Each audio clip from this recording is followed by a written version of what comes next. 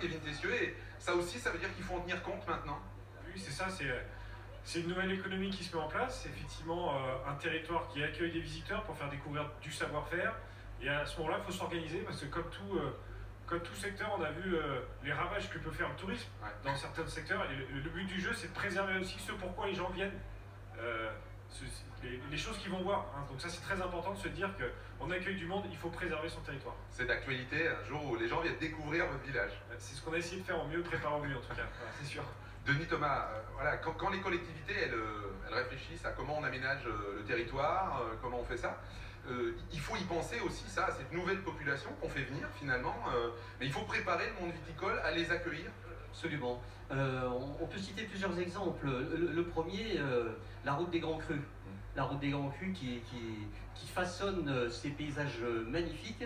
Et évidemment, les exploitations ont évolué, mais le vignoble a évolué. Il a été maîtrisé. Il a été maîtrisé aussi par les nouvelles générations de viticulteurs.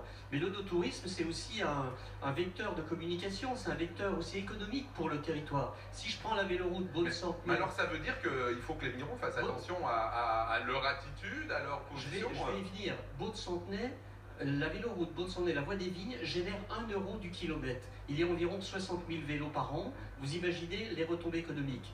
Et l'interprofession et la collectivité que je représente ont mis en place depuis une dizaine d'années des stations de lavage pour récupérer les phytosanitaires. Et on récupère entre 60 et 70% d'intrants, donc qui aujourd'hui sont maîtrisés avant d'être rejetés dans le réseau d'assainissement.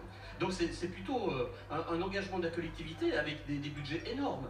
Donc effectivement, aujourd'hui, on se rend compte que la profession prend conscience de cette difficulté et les collectivités, notamment le département de la Côte d'Or, est aux côtés de la profession. Alors moi j'ai envie et en même temps, comme dit un personnage célèbre en ce moment, de retourner aussi la chose. Vous parliez de véloroute, de choses comme ça, mais à l'inverse, Jean-Michel Obinel, le viticulteur,